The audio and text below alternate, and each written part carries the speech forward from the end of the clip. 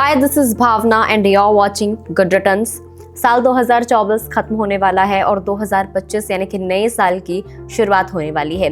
तो आज हम बात करेंगे एक ऐसे एसेट के बारे में जो इस साल बहुत ज़्यादा चर्चा में रहा है, जिसमें लोगों ने बहुत ज़्यादा इन्वेस्ट भी किया है और इसके अलावा रिटर्न के मामले में भी इसकी बहुत ज़्यादा चर्चा रही है, क्योंकि हम देख ले बॉन्ड्स के मुकाबले में उसका रिटर्न या फिर देख ले सेंसेक्स और निफ्टी के मुकाबले में रिटर्न, तो बहुत ज़्यादा रिटर्न इस एसेट ने दिया है। आप समझ ही गए होंगे कि ये एसेट है गोल्ड। जी हाँ, गोल्ड की आज हम लोग बात करेंगे, क्योंकि ये साल खत्म हो रहा है और 2025 की शुरुआत हो रही है। तो ऐसे में अगले साल के लिए आपकी क्या कुछ स्ट्रैटेजीज होनी चाहिए, किस तरीके से आपको इन्वेस्ट करना है।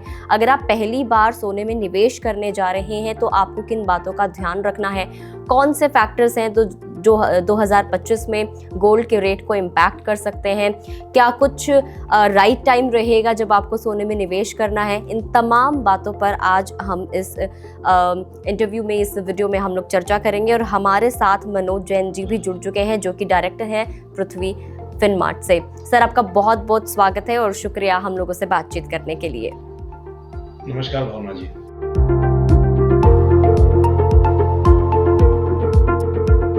मनोज जी से सवाल करेंगे, उससे पहले हम लोग जान लेते हैं कि जब इस साल की शुरुआत हुई थी तब गोल्ड का प्राइस क्या था, और आज जब हम मनोज जी से बात कर रहे हैं तब गोल्ड का क्या कुछ प्राइस है, क्योंकि हम साल की एंडिंग की तरफ भी बढ़ रहे हैं, इसलिए एक बार भाव को जान लेते हैं। देखिए, जब 1 जनवरी 2024 को साल की शुरुआत हो रही थी, उस वक्त जो भाव था वो था 63,225 रुपये प्रति 10 ग्राम, और आज 20 दिसंबर की अगर हम लोग बात करें तो ये तकरीबन 77,000 रुपये प्रति 10 ग्राम पर ट्रेड कर रहा है।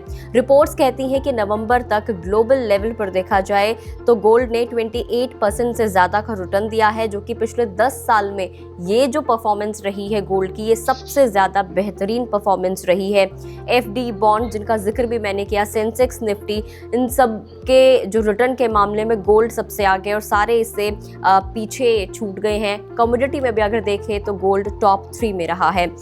तो मनोज जी, अच्छी परफॉर्मेंस तो गोल्ड ने इस साल दिखा दी है, ऑल्दो काफ़ी फ्लक्चुएशंस भी हमें देखने को मिली, जैसे कि जुलाई में बजट के बाद एक करेक्शन हमें देखने को मिला था, नवंबर में भी थोड़ा सा करेक्शन आया था। आपको क्या लगता है कि इस साल 2024 में जो गोल्ड है वो किस डायरेक्शन में गए हैं, और कौन कौन से ऐसे फैक्टर्स रहे हैं जिन्होंने इस साल गोल्ड के प्राइस को इन्फ्लुएंस किया है?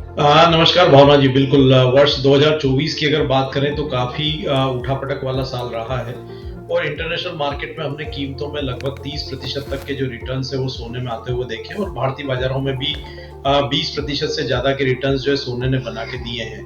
पीछे उसके मुख्य वजह यह रही कि हमने देखा कि काफ़ी ग्लोबल अनसर्टेनिटी थी, जियोपॉलिटिकल टेंशंस जो है वो चरम पे थे, ना सिर्फ मध्य पूर्व के देशों में बल्कि जो यूक्रेन और रशिया का जो वॉर है वो भी बढ़ता हुआ नजर आया वर्ष 2024 में। दूसरा, यहाँ पे ग्लोबल सेंट्रल बैंक्स की जो बाइंग है वो भी बेहतर रही, और जो डी डॉलराइजेशन की जो प्रोसेस जो है, काफ़ी सारे जो सेंट्रल बैंक्स है जो डॉलर में अपने रिजर्व्स को घटाकर गोल्ड में बढ़ा रहे हैं, तो वो भी देखने को मिला। साथ ही ETF की भी जो बाइंग है वो भी अच्छी रही। तो ओवरऑल जो फंडामेंटल्स है वो काफ़ी सपोर्टिव रहे सोने के लिए वर्ष 2024 में।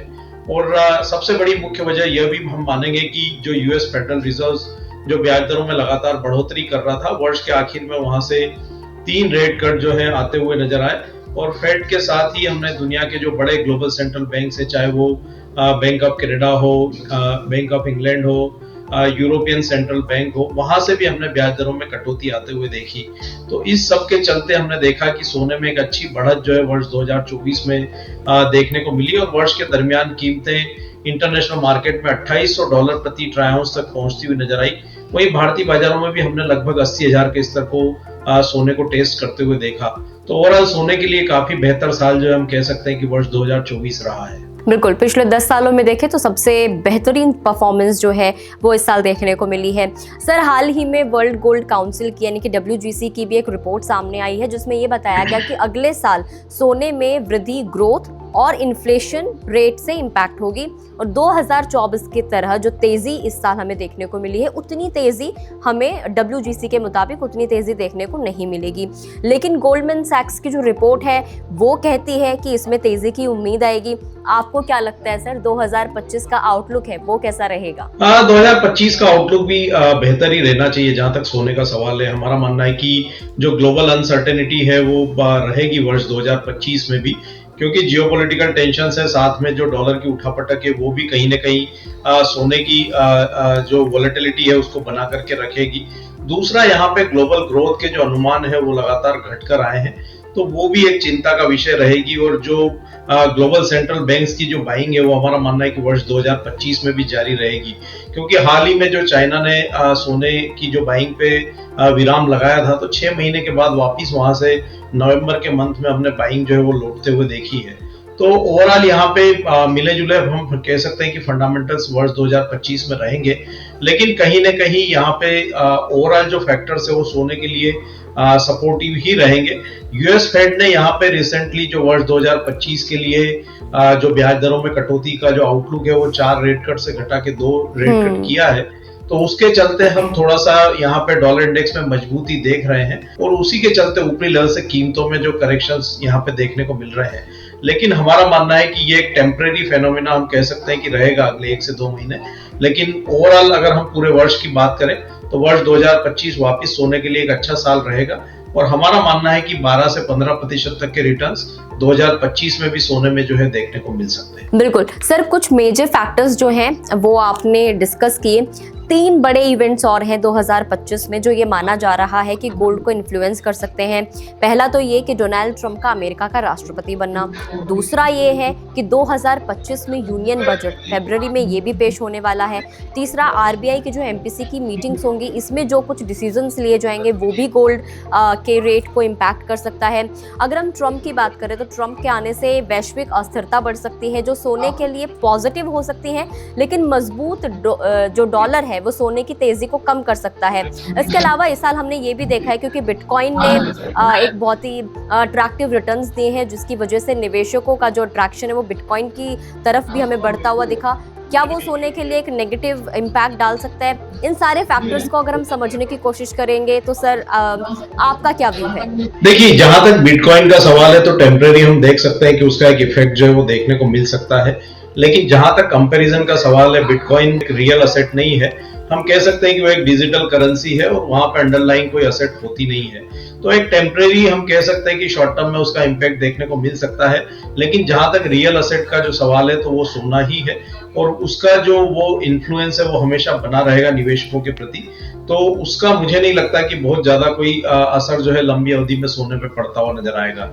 दूसरा, जहां तक डोनाल्ड ट्रंप के जो है ऑफिस रिज्यूम करने का सवाल है वर्ष 2025 की शुरुआत में, तो हमारा ये मानना है कि बहुत ज्यादा वो डॉलर को स्ट्रेंथ करते हुए नजर नहीं आएंगे उनकी जो पॉलिसीज है, क्योंकि अगर यहाँ पे डॉलर में बड़ी स्ट्रेंथ जो है कंटिन्यू जारी रहती है तो वो कहीं ना कहीं यूएस की जो ग्रोथ है उसको भी कमजोर करती हुई नजर आएगी। तो वहां पे उनको सिक्के के दोनों पहलू देखना पड़ेंगे कि जब वो लगातार वो टैरिफ की बात कर रहे हैं उससे अमेरिका में फिर महंगाई बढ़ सकती है, डॉलर को अगर ज्यादा समय तक मजबूत रखेंगे तो उनकी ग्रोथ को जो है वो डिरेल कर सकता है। तो इन सारे तमाम फैक्टर्स पे नजर रखकर वो सिक्के के दोनों पहलू देखते हुए कहीं ना कहीं अकोमोडेटिव रूप जो है वो अपनाते हुए नजर आएंगे, ताकि वहां पे जो यूएस के डेट के कंसर्न्स है वो भी एड्रेस होते हुए नजर आए और उनकी ग्रोथ की जो रफ्तार है वो भी बनी रहे। तो मुझे लगता है कि टेम्परेरी थोड़ा सा बाउंस जरूर डॉलर में देखने को मिल रहा है, लेकिन लंबी अवधि में वर्ष 2025 में डॉलर की स्ट्रेंथ बरकरार रखने में काफी दिक्कत जो है आएगी, और वो भी यहाँ पे सोने के लिए सपोर्टिव रहेगी। तो शॉर्ट टर्म में थोड़ी मजबूती रह सकती है, लेकिन लंबी अवधि में ग्रेजुअली डॉलर जो है फिर ऊपरी लेवल से करेक्ट होता हुआ नजर आएगा और वो सोने की कीमतों को सपोर्ट करेगा। डोमेस्टिक फ्रंट में अगर हम बात करें तो यहाँ पे यूनियन बजट है।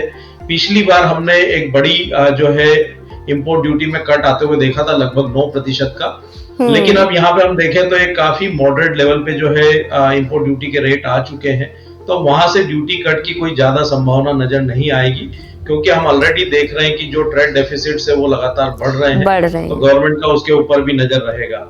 और एमपीसी की जो पॉलिसी है, अभी यहाँ पे इन्फ्लेशन को देखते हुए आरबीआई ने ब्याज दरों में कोई कटौती नहीं की है और आने वाले समय में अगर इन्फ्लेशन कंट्रोल होता है और कोई रेट कट आएगा तो वो कहीं ना कहीं रूपी को कमजोर करता हुआ नजर आएगा। तो रूपी की कमजोरी भी जो है यहाँ पे सोने के लिए सपोर्टिव रहेगी। तो ओवरऑल अगर हम नेट नेट देखें तो ऐसी कोई चिंता वाली बात जो है लंबी अवधि में सोने के लिए नजर आती नहीं है। और जो ना सिर्फ ग्लोबल बल्कि डोमेस्टिक जो फैक्टर्स है वो भी यहाँ पे कीमतों के लिए सपोर्टिव रहेंगे। तो सर बजट में इंपोर्ट ड्यूटी के ऊपर आप क्या उम्मीद कर रहे हैं? क्या इंपोर्ट ड्यूटी को इस बार बढ़ा दिया जाएगा, जो कि जुलाई में कम कर दिया गया था 15 से 6%?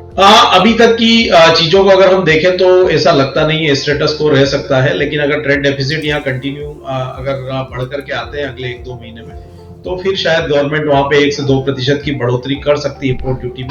लेकिन हाल फिलहाल सरकार की तरफ से ऐसे कोई संकेत जो है ड्यूटी को लेकर के नहीं है। बिल्कुल सर, यूएस जो हाल ही में आया था, यूएस फेड का फैसला, उसका हम लोगों ने देखा कि किस तरीके से गोल्ड के ऊपर इम्पैक्ट पड़ा था। इसके अलावा सेंट्रल बैंक ने, जैसा आपने भी डिस्कस किया कि सेंट्रल बैंक ने भी ये एक जो बड़े ब्याज दरों की कटौती की उम्मीद थी वो भी कम कर दी, 4 से 2 उसको कर दिया है। तो ऐसे में आपको क्या लगता है कि इसके बावजूद भी क्या सोने की जो प्राइसेस हैं उनमें तेज़ी जारी रहेगी? इसके अलावा आपसे मेरी एक और गुजारिश है, सो दैट हमारे व्यूवर्स को एक अच्छे तरीके से क्लियर हो जाए, सारी चीज़ें बेटर तरीके से समझ में आ जाए कि यूएस फेड का फैसला, डॉलर की मजबूती या कमज़ोरी किस तरीके से गोल्ड के प्राइसेस को इम्पैक्ट करती है। बिल्कुल, यहाँ पे जहां तक यूएस फेड के फैसले और जो डॉलर इंडेक्स की मजबूती है वो सोने को जो है डायरेक्ट इम्पैक्ट करती है। अगर डॉलर में मजबूती आती है तो वो कहीं ना कहीं सोने के लिए थोड़ा नकारात्मक रहता है। लेकिन हमारा मानना है कि जो डॉलर की जो मजबूती है वो शॉर्ट टर्म के लिए है। कहीं ना कहीं लंबी अवधि में यूएस को अपनी ग्रोथ का भी जो है ध्यान रखना है, तो उसको देखते हुए लंबी अवधि में शायद डॉलर की मजबूती जो है वो नहीं रहेगी और ग्रेजुअली हम देखेंगे कि वो नीचे आता हुआ नजर आएगा। दूसरा, यहाँ पे फेड के जो फैसले हैं वो भी साफ तौर पर जो है इम्पैक्ट करते हैं सोने की प्राइस को, क्योंकि अगर यूएस फेड ब्याज दरों में कटौती करता है तो उससे ग्लोबल लिक्विडिटी जो है वो इन्फ्यूज होती है और वो कीमतों के लिए सपोर्टिव रहती है। उसी प्रकार अगर यहाँ पे ब्याज दरों में बढ़ोतरी होती है तो वो कहीं ना कहीं सोने के लिए नकारात्मक रहता है। तो यहाँ पे यूएस फेड ने संकेत दिए हैं कि वर्ष 2025 में भी 2 रेट कट वहां से आते हुए नजर आएंगे। तो यहाँ पे हम कह सकते हैं कि मॉडरेट व्यू जो है यूएस फेड की तरफ से रह सकता है और डॉलर में भी बहुत ज्यादा स्ट्रेंथ की गुंजाइश वर्ष 2025 में लगती नहीं है, क्योंकि फैक्टर्स काफी कुछ यहाँ पे डिस्काउंटेड हैं। और अगर जियोपॉलिटिकल टेंशंस कम होते हैं तो कहीं ना कहीं वो भी डॉलर को नीचे की तरफ धकेलते हुए नजर आएंगे। तो बहुत ज्यादा इम्पैक्ट यहाँ पे रहेगा नहीं यूएस फेड के फैसलों का और डॉलर का, और कहीं ना कहीं जो दूसरे जो फंडामेंटल्स है वो प्ले करते हुए नजर आएंगे और कहीं ना कहीं वो सोने के लिए सपोर्टिव ही रहेंगे। बिल्कुल, यानी कि सोने में जो तेजी है वो जारी रह सकती है, सोने को सपोर्ट मिल सकता है। सर, अगर हम साल 2024 की बात कर ले तो इस साल हमने देखा है कि किस तरीके से गोल्ड का इंपोर्ट है वो बहुत ज़्यादा बढ़ गया है। पिछले साल अगर हम 2023 की बात कर ले तो ये 743 टन के आसपास था जो गोल्ड इंपोर्ट हुआ था। इसके अलावा दिसंबर में 40-50 टन गोल्ड के इंपोर्ट की उम्मीद जताई जा रही है, जिसके बाद ऐसी उम्मीद है कि ये 840 टन तक हो सकता है अप्रॉक्सीमेटली। इसका क्या असर आप गोल्ड प्राइसेस पर देखेंगे और नेक्स्ट ईयर के लिए क्या कुछ उम्मीद है? क्या नेक्स्ट ईयर भी आप इस तरीके से देख रहे हैं कि डिमांड इतनी बढ़ जाएगी कि जो गोल्ड का इंपोर्ट है वो भी बढ़ जाएगा?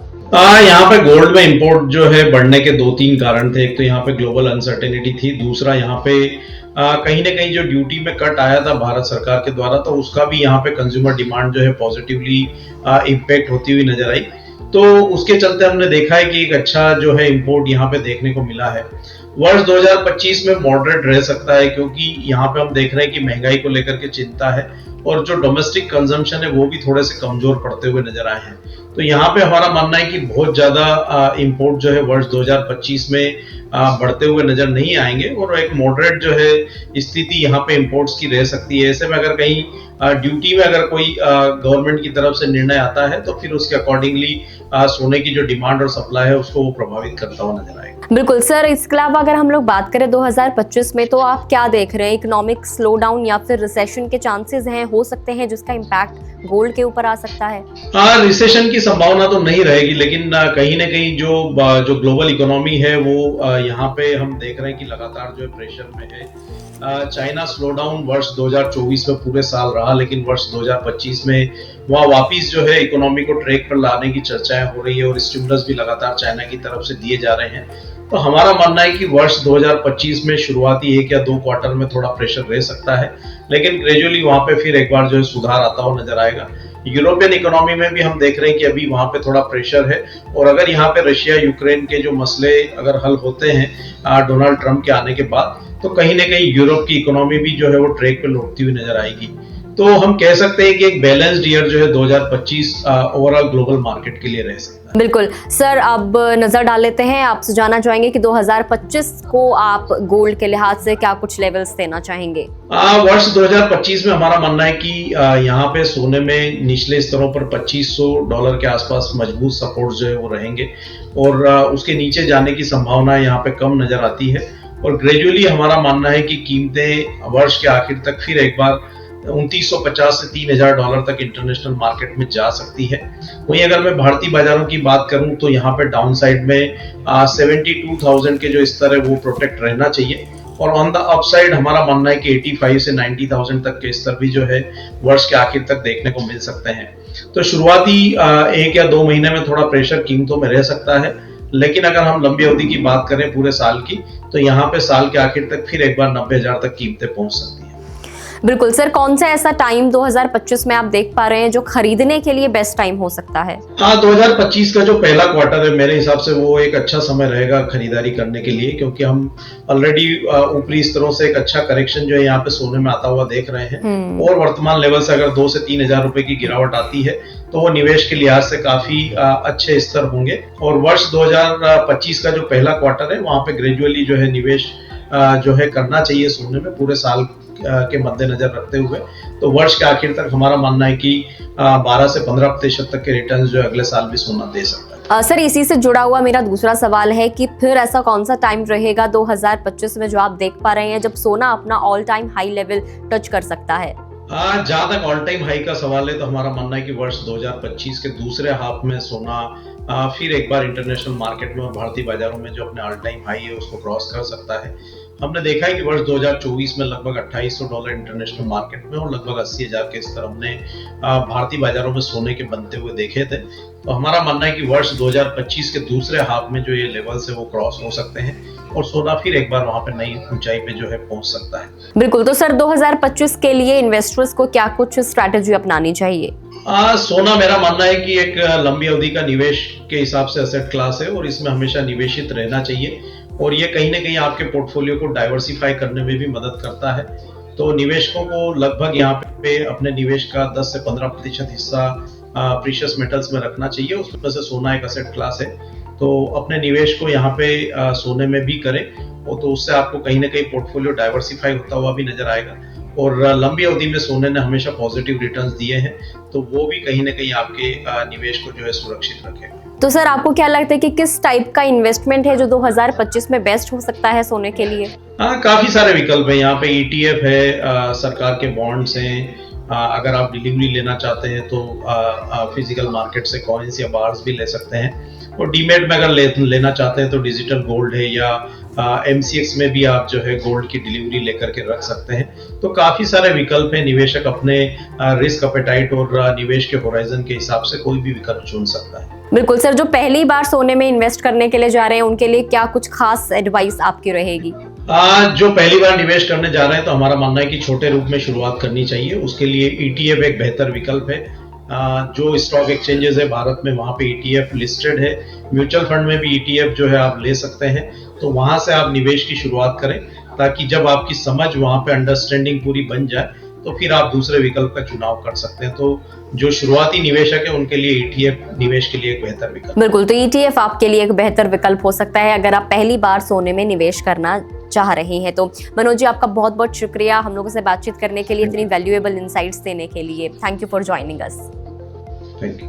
तो आप लोगों ने समझा कि 2024 में कौन से ऐसे फैक्टर्स रहे हैं जिन्होंने सोने की चाल को इम्पैक्ट किया है। इसके अलावा 2025 का आउटलुक कैसा रह सकता है, सोना कितने % का रिटर्न दे सकता है, कितने इसके लेवल रह सकते हैं। अगर हम 2025 के एंडिंग की बात करें, दिसंबर की बात करें, तो इस तरीके से देखा जाए 2024 में तकरीबन 80,000 का लेवल हमें बनता हुआ दिखाई दे रहा है, और अगर 2025 के दिसंबर की हम लोग बात करें तो 90,000 तक का लेवल जो है गोल्ड टच कर सकता है। पहले 3 महीने हैं, यानी कि जो फर्स्ट क्वार्टर आपके लिए रहेगा वो आपके लिए अच्छा रह सकता है इन्वेस्टमेंट करने के लिए।